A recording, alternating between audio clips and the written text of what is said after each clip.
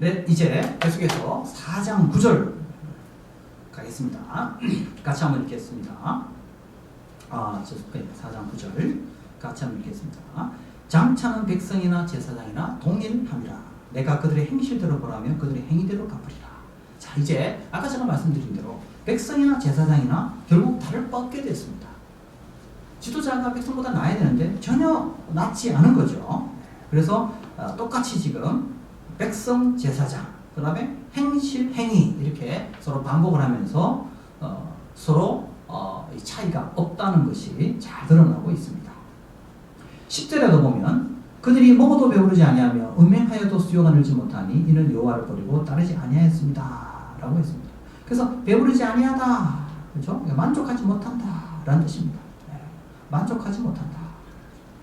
여기서 이제 음행을 저지르다라는 것은 문자적으로 봐야 되냐, 비유적인 의미냐. 만약에 문자적으로 취급하다면 제사장들이 제사를 지낼 때 그 음행을 했다 이렇게 이제 해석할 수가 있고, 어떤 경우는 뭐 의식으로서 우상 숭배의 의식으로서 음행으로 해석하는 분들이 있고, 또 그래서 또 만약에 이거를 만약에 비유적인 의미로 해석을 한다면 이거는 이게 제사장들이 하나님보다는 오히려 이방의 의식에 더 깊이 심취했다 이렇게 이제 또 해석이 될 수 있습니다. 뭐 어떤 해석이든 본문은 열려 있는데 뭐 어떻게 하든 이런 이게 문자적이든 비유적이든 제사장들이 하나님을 의지하지 않냐고 하나님 말씀을 가르치고 전하는 일보다는 오히려 우상 숭배의 의식에 심취해 있었다라는 게 본문에 그 함의된 내용이다 이렇게 볼 수 있을 것 같습니다. 그럼 여러분, 그 우상을 숭배하는 이유가 어디에 있습니까? 결국 더 많이 가지고 더 많이 누리기 위해서인데 오히려 결과가 반대의 결과가 나타난다. 먹어도 배부르지 않는다. 많이 뭔가를 해서 얻으려고 해도 얻을 수 없다. 그렇게 본문이 설명을 하고 있습니다. 11절 보겠습니다. 음행과 묵은 포도주와 새 포도주가 마음을 빼앗았느니라. 아까 말씀드렸죠? 이건 뭐와 관련이 있다고 그랬죠? 카샬. 아까 말 카샬. 비틀거리고 넘어지다. 바로 여기 나오죠. 이유가 11절에 음행뿐만 아니고 포도주와 새 포도주를 먹는 것입니다. 마음을 빼앗다. 이게 마음이라는 단어가 레버인데요. 이 레버는 결국 우리 인간의 어떤 지각과 의지력도 같이 포함하고 있기 때문에 여기서 마음을 빼앗다는 말은 단순히 마음뿐만 아니고 전 인격의 무너짐을 의미합니다. 분별력이 완전히 무너졌다 이렇게 보는 것이 좋습니다. 그래서 NIV하고 New RSV는 이것을 understanding이라는 표현을 씁니다. 마음, heart라는 말보다도 understanding. 저는 이 해석도 좋다 이렇게 생각해요. 마음, 여기서 말하는 마음은 단순히 행동이나 생각을 배제하는 게 아니고 그걸 다 포괄하는 뜻이다 라고 이렇게 보는 것이 좋을 것 같습니다. 12절 보겠습니다. 같이 한번 읽겠습니다. 내 백성이 나무에게 묻고 그 막대기는 그들에게 고하나니 이는 그들이 음란한 마음에 미혹되어 하나님을 버리고 음행하였습니다. 12절에도 역시 아까 말했던 11절의 그 의미가 계속 반복되고 있다. 근데 이 사람들이 우상 숭배를 하는데 어떻게 한다고 되어 있죠? 나무에게 묻는다. 이것도 역시 이방 제사 의식의 표현입니다. 이방인을 섬길 때 하는 일이 뭐냐면은 그들이 신에게 뜻을 물을 때 하는 게 막대기를 세워놓고 막대기에다가 묻습니다. 그 다음에 또 그 신으로부터 응답을 받기 위하여 또 뭘 합니까?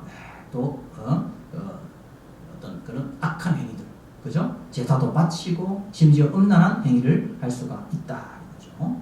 그리고 여기에서 말하는 하나님을 버리고 음행하였다라고 해서 이 음행이 아까 말한 대로 문자적인 음행일 수도 있고 또 아까 말씀드린 대로 이게 비유적인 음행일 수도 있다. 다시 말씀드리면 하나님 앞에 묻지 않고 이방인에게 묻고 이방인에게 제사를 바치는 이런 행위들이 일종의 영적인 음행이라는 것이죠. 영적인 음행이다 이렇게 볼 수가 있겠습니다. 13, 14절 보겠습니다. 13, 14절 그들이 산 꼭대기에서 제사를 드리며 작은 산 위에서 분향하되 참나무와 버드나무와 상수리나무 아래서 자 여기 또 나오죠? 우상 숭배하는 그들의 모습이 구체적으로 드러나고 있습니다. 그게 뭡니까? 이 나무에서 우상 숭배를 하는데요. 이러므로 너희 딸들은 음행하며 너희 며느리들은 간음하는도다.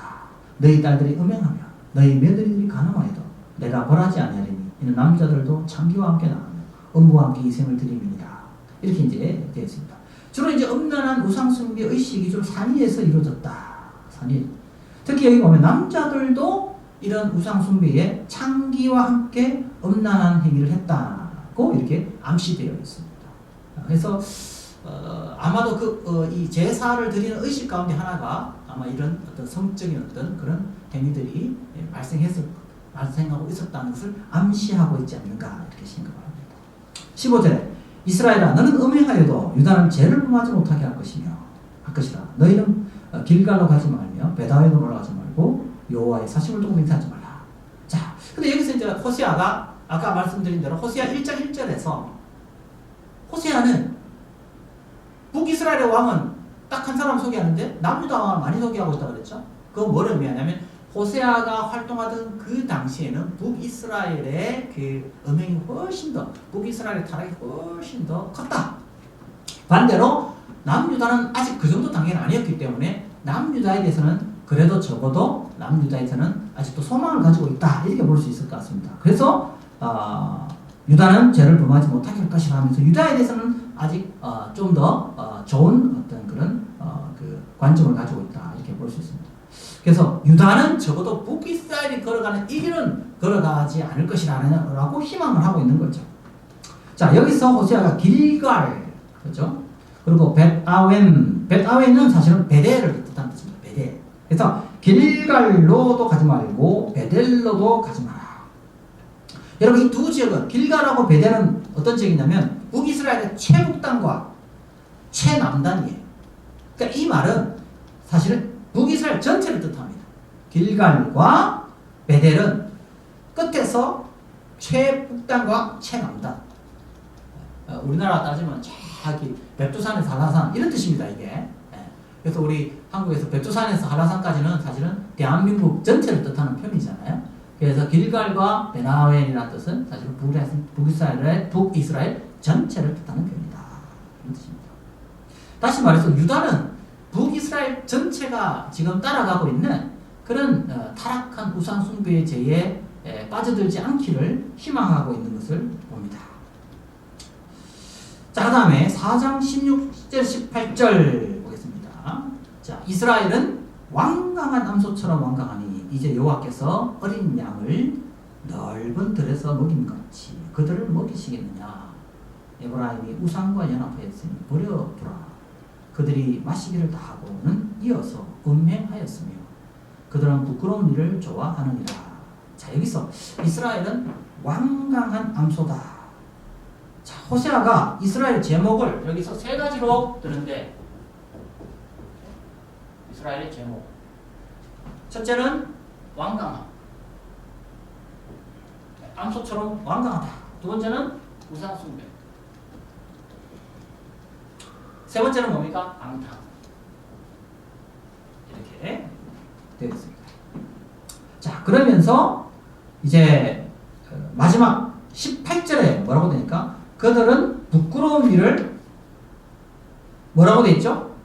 좋아한다. 좋아한다. 참 여기에 참 안타까운 것은 이스라엘 백성들이 부끄러운 일을 좋아한다. 축구를 좋아한다. 그러니까 이러한 행위들을 오히려 좋아한다.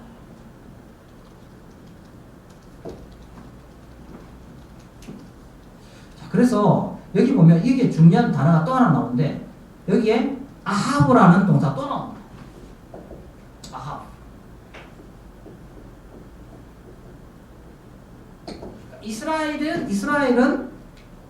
이스라엘은 하나님을 사랑하지 아니하고 누구를 사랑하느냐? 이방신을 사랑합니다.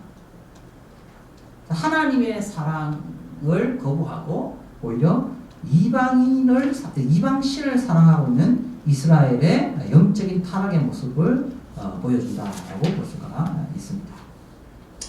자, 그 다음에 우리 19절 보겠습니다. 바람이 그 날개로 그를 쌌나니 그들이 그 재물로 말미암아 부끄러운 일 당한다. 여기서 일단 바람이라는 히브리 단어 이제 루아흐는 잘 알죠? 루아흐는 영어로 번역이 되고 그런데 오늘 우리 성경에는 바람이라 그렇게 되어 있습니다. 바람. 자, 그럼 여기서 이제 왜 바람이라고 되어 있을까? 바람이 그 날개를 쐈다. 자, 여러분. 이스라엘이 우상을 숭배하는 이유는 많은 결실을 맺기 위해서다. 많은 결실. 그래서 이 우상, 특히 바알은 비를 내려준다. 비를. 근데 하나님은 이제 어떻게 한다고요? 바람으로 쏴버립니다. 바람. 그 바람이 많이 불면 어떻게 돼요? 물이 말라버리죠. 물이 말라버리면 어떻게 됩니까? 이제 아예 결실을 맺을 수 없는 단계가 된다. 이렇게 볼 수 있습니다. 자, 그래서 아까 우리 완강하다 그랬죠? 이스라엘이 완강한데 어느 정도로? 암소처럼 완강하다. 그러니까 하나님이 어떻게 해요? 강한 바람을 보내버려요. 그들의 완강한 모습만큼이나 더 강한 바람으로 그들에게 찾아온다. 자, 그래서 결과는 어떻게 되느냐? 결국 그들이 모든 것을 잃어버리게 된다. 제물로 말미암아 부끄러운 일을 당한다. 이 바람이 와서 오히려 어떻게 되느냐? 그 제사를 열심히 드려서 많은 결실을 맺을 거라 생각했는데 결과는 뭡니까? 결과는 nothing. 아무것도 없는 거예요. 그렇게 우상을 섬기고 해가지고 더 많이 얻을 거라고 했는데 그들이 바쳤던 그 제물의 결과는 뭡니까? 아무것도 없는.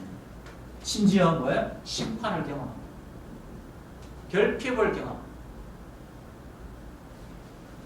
이게 바로 우상 숭배의 마지막이다라는 사실을 보여주고 있습니다.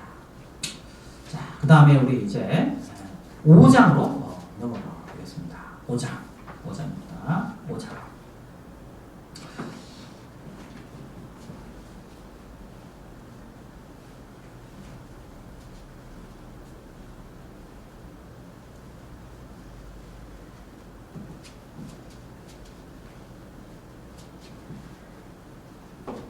자, 5장입니다. 5장. 자, 5장도 구절이 그렇게 많지가 않습니다. 1절에서 7절까지 이렇게 되어 있는데요. 제가 이제 여러분에게 5장 15절인데 15절까지인데 8절에서 15절 이렇게 두 섹션으로 나누어서 먼저 보겠습니다. 5장 우리 5장 전반부를 보겠습니다. 먼저 5장 1절에서 7절을 먼저 한번 살펴보겠습니다. 5장의 구조를 먼저 잠시 소개해 드리겠습니다. 5장의 구조는 첫 번째 이제 계속 경고가 나옵니다. 네, 경고. 이제 세 가지 경고가 있습니다. 세 가지 경고. 1절에서 2절. 그 다음에 이스라엘 에브라임의 음란. 뭐 여러분 너무 잘 아시겠지만 에브라임이 이제 북이스라엘의 가장 큰 지파로 볼 때 에브라임들은 그건 북이스라엘을 가리키는 그런 상징적인 표현이다. 이렇게 보시면 됩니다. 그렇게 보면 되고요. 그 다음에 이건 이제 3절. 그 다음에 회개의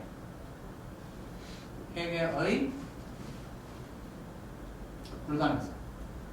도저히 회개할 가능성이 없다고 판단하고 있어요. 그 다음에 이스라엘, 에브라임. 그 다음에 이제 재밌는 것은 여기 유다까지도 이제는 이제 문제가 됩니다. 유다의 넘어짐. 5절. 그 다음에 또 회개의 불가능성.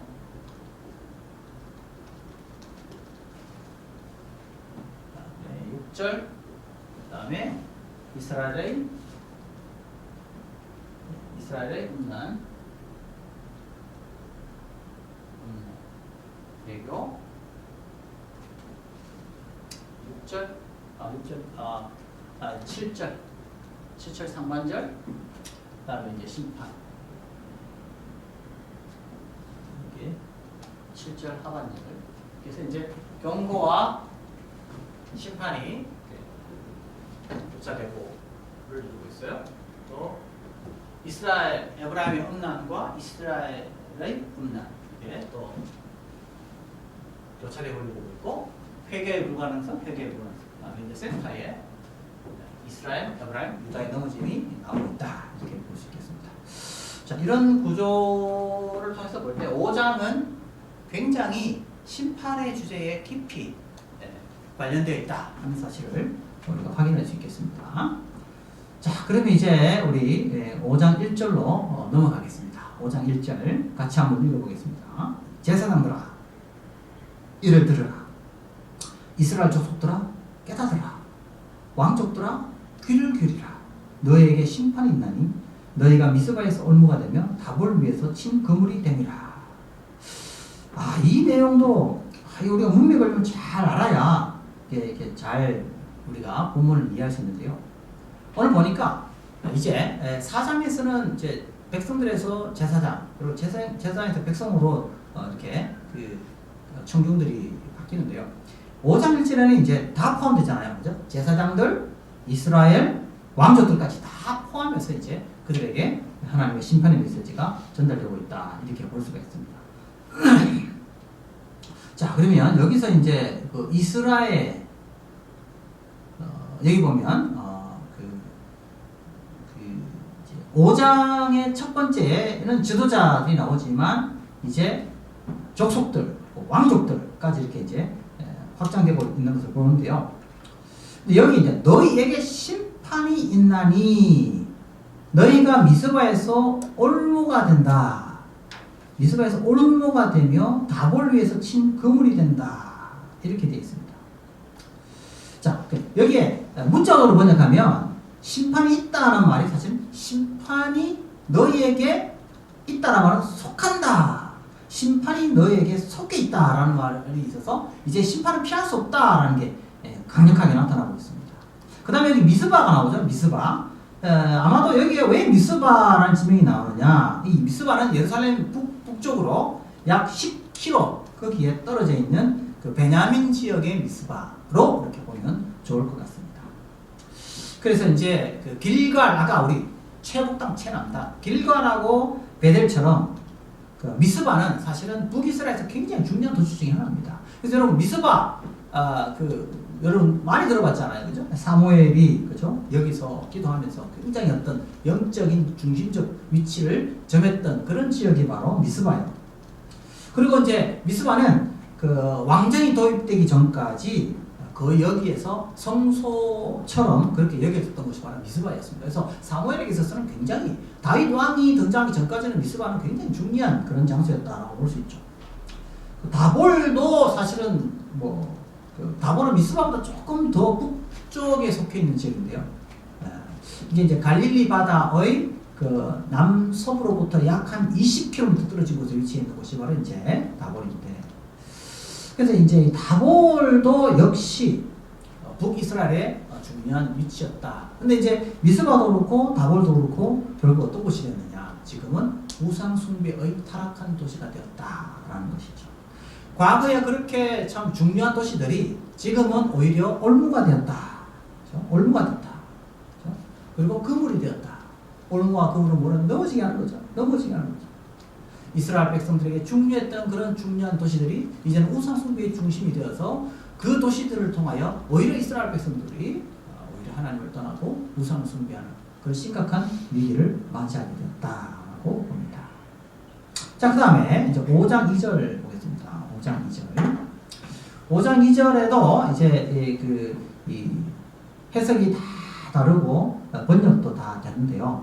5장 2절을 한번 읽어보겠습니다. 패역자가 살육죄에 깊이 빠졌으며 내가 저희를 다 징책하노라. 징책하노라. 그래서 이제 여기에 URSV 같은 경우는 뭐라고 해석하냐면은 이 패역자가 살육죄에 깊이 빠졌다를 어떻게 해석하냐면 이 구덩이가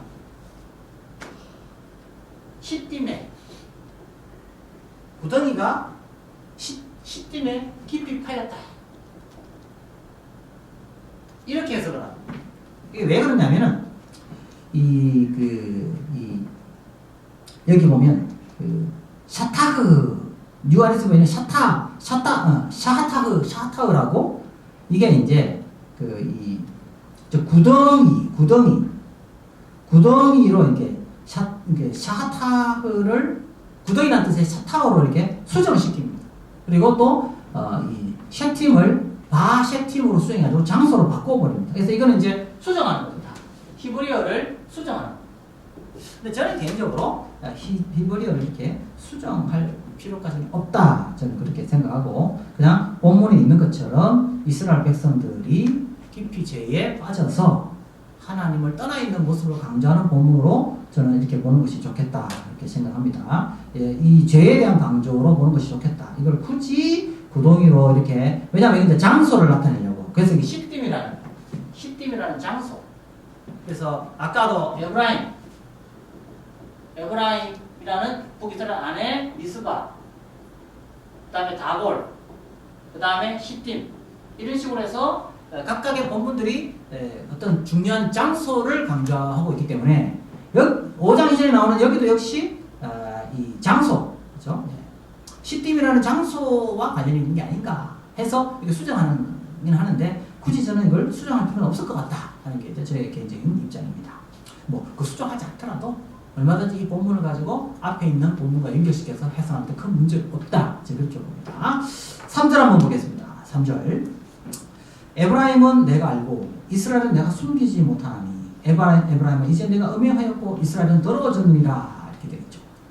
자, 여기서 이제 에브라임은 아까 말씀드린 대로 북이스라엘과 동일한 용어다. 저는 이걸 다르게 쓸 필요는 없다. 이렇게 보면 되겠습니다. 자, 그러면 여기서 그 북이스라엘 대표하는 그 에브라임의 상태가 어떠한가? 분명히 나와 있죠. 음행이라는 말로 나와 있습니다. 이건 우상숭배를 뜻하는 뜻이다 하는 걸 제가 계속 강조하고 있죠. 예. 그 다음에 여기 또 중요한 단어가 나와 있죠. 어떤 단어입니까? 내가 알고 이스라엘 내가 숨기지 못한다. 여기 중요한 표현이죠. 하나님은 알죠. 하나님은 알아요. 그런데 어떻게 이스라엘은 알지 못한다. 그렇죠? 그래서 참 이게 아이러니죠. 원래 알다는 말은 하나님과 이스라엘 간의 언약 관계를 뜻하는 말이다. 분명히 제가 말씀드렸죠. 그래서 사실은 하나님도 알면 이스라엘도 어떻게 해야 돼요? 알아야 됩니다. 그렇죠? 그런데 어떻게 되어 있습니까? 여호와는 이스라엘이 여호와를 알지 못함을 알고 있는 거죠. 이게 아이러니입니다. 이 에브라임은 내가 알고 이스라엘은 내가 숨기지 못하나니 에브라임아 이제 내가 음행하였고 이스라엘 더러워졌느니라. 여호와를 아는 지식에서 떠나 있음을 하나님이 알고 있다는 거죠.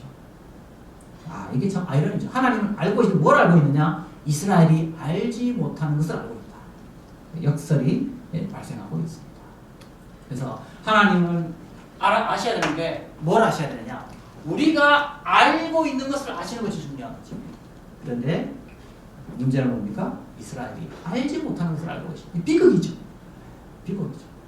하나님께서 이스라엘이 하나님을 알고 있는 것을 아는 것. 그게 하나님의 기쁨인데 오늘 여기에서는 하나님을 알지 못하는 이스라엘과 그것을 알고 계시는 하나님. 이게 나오는 겁니다. 자, 4절 보겠습니다. 그들의 행위가 그들로 자기 하나님에게 돌아가지 못하게 하나니 이는 엄란한 마음이 그 속에 있어 여호와를 알지 못. 또 나오죠 4절에. 그럼 알지 못하는 이유가 어디에 있어요? 바로 엄란한 마음.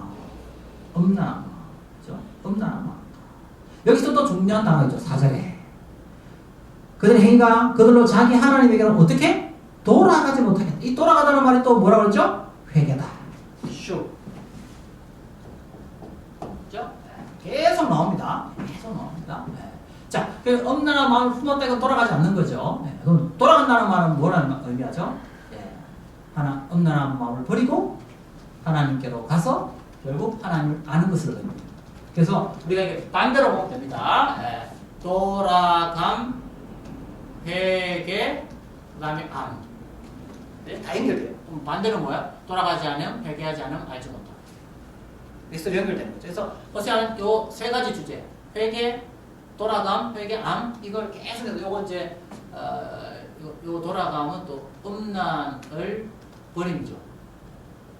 음란을 버리고 회개하고 해서 가는 것. 이게 이제 서로 연결되어 있다면 반대로 음란을 버리지 못하고 회개하지 않고 알지 못하고 서로 주제가 계속해서 반복적으로 나와요. 그래서 호세아서 우리 계속 공부하다 보면 이 주제가 계속 반복해서 나온다. 알 수 있습니다. 그래서 제가 아까 말씀드렸죠. 1장에서 3장을 쭉 해놓으면 제가 4장에서 5장, 6장 그냥 쭉쭉쭉 가는 거라고. 설명 안 해도. 계속 그렇게 구체적으로 설명 안 해도 빨리빨리 진행이 가능합니다. 5절 보겠습니다. 그래서 여러분 회개하지 않는 자는 누구예요? 알지 못하는 자. 알지 못하는 자는 누구예요? 음란을 버리지 못하는 자. 이게 다 똑같은 겁니다. 이게 이사야서에 가면 이게요. 남은 자와 연결돼요. 누가 남은 자예요? 회개하는 자. 그럼 누가 남은 자예요? 하나님 아는 사람. 그래서 나중에 이사야서에 보면 하나님 나라가 회복될 때 하나님을 아는 지식이 충만하다 그렇게 되죠. 그러니까 하나님 아는 지식과 회개와 남은 자가 다 연결됩니다. 그런 주제하고 연결된다 하는 것을 알 수가 있습니다. 5절 보겠습니다. 이스라엘의 교만이 그 얼굴을 드러난다니 그 죄악으로 말미암아 이스라엘과 에브라임이 넘어지고 유다도 거듭하게 되고 또 나오죠. 넘어진다는 말 아까 우리 했죠.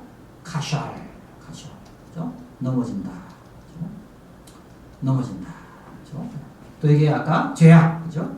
가온이라는 단어 또 나옵니다. 그래서 이스라엘의 그 지도자들의 그 모습, 그죠? 이스라엘의 지도자들의 그 모습, 막 비틀거리고 넘어지는 그 모습이 나중에 또 어떻게 됩니까? 결국 백성들에게까지 확장된다 이렇게 볼 수 있겠죠. 그 다음에 여러분 여기 이제 우리가 또 하나 살펴볼 게 뭐냐면 이렇게 넘어진다, 그렇죠? 넘어진다는 말은 길을 가면서 비틀비틀거리는 것을 의미하죠. 자, 그래서 길이라는 것은 어떻습니까? 길을 정해진 길로 가야만 되는데 비틀비틀거려서 넘어지면 그 길에서 벗어나는 것을 의미하죠. 그래서 여러분 이 성경에서 특히 구약에서 죄라고 할 때는 바로 이 길에서 이탈하는 것이 죄입니다. 그래서 다시 이탈했을 때 돌아오는 거죠. 이 길로 돌아오는 거죠. 그게 뭡니까? 회개입니다. 그럼 지금 비틀비틀거렸다는 건 이 길에서 이탈했다는 거예요. 길에서 이탈했다. 길에서 이탈했다. 하나님 떠나는 거죠. 그러면 교만이 뭘까요? 교만은 뭘까요? 교만은 딴 게 교만이 아니에요. 하나님이 가라고 하신 그 길에서 벗어나는 것이 교만이에요. 보통 우리 교만 그러면 막 잘난 체하고 교만하면 굉장히 의시되고 물론 그것도 교만이죠. 성경이 말하는 본질적인 교만은 그게 아니에요. 성경에서 말하는 교만은 하나님께서 가라고 하신 그 길을 이탈하는 게 다 교만이에요. 그게 바로 교만. 그래서 하나님의 말씀에 불순종하는 그것이 교만입니다. 그래서 하나님의 그 말씀에서 벗어나면 교만이고 그 결과는 뭡니까? 넘어지는 것이고 그 결과는 우상이 숭배고 타락이다. 그래서 알 수가 있습니다. 6절 한번 보겠습니다. 그들이 양떼와 소떼를 끌고 여호와를 찾으러 갈지라도 만나지 못할 것은 이미 그들에게서 떠나셨습니다. 자, 여기서 양떼, 소떼 아시죠? 네, 제사 지낼 때 바쳐야 되는 제물이죠. 근데 한두 개가 아니에요. 떼를 가지고 찾습니다. 그러나 만나지 못합니다. 왜 그럴까요? 아까 말씀드렸죠. 하나님이 원하시는 것은 뭐죠? 하나님이 우선적으로 원하는 것은 뭐죠? 상한 심령 혹은 겸손한 심령이죠. 뭐가 우선하는 겁니까? 재물보다 우선하는 거죠. 근데 이들의 심령은 지금 어디로 가 있어요? 우상에게 가 있어요. 그러면 하나님께 와서 재물을 바쳐도 이 재물을 하나님 받으시겠냐 이거죠? 안 받으신다. 왜? 마음이 떠나기 때문에. 그들의 마음이 떠나기 때문에. 자, 그럼 아까 다시 말씀드리면 하나님을 아는 것은 뭐라고 그랬죠? 다시 말합니다. 음란을 버리는 거예요. 우상을 버리고 그 다음에 돌아가고 그죠? 그 다음에 그래서 하나님을 아는 거예요. 근데 지금 우상을 버리지도 않고 돌아가지도 않아요. 그러면서 뭘 들고 오는 거예요? 재물을 들고 오는 거예요. 그 하나님 받으시냐 이거죠. 하나님 받으시지 아니하신다. 아니하신다. 회개 없는 재물. 이것은 전혀 하나님을 감동시킬 수 없다. 요게 여러분 예레미야에 레위기에 잘 나옵니다. 여러분 레위기 한번 찾아볼까요, 여러분? 레위기 5장을 한번 보겠습니다. 레위기 5장. 레위기 5장.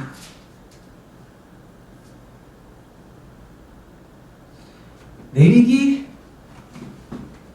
5장 5절.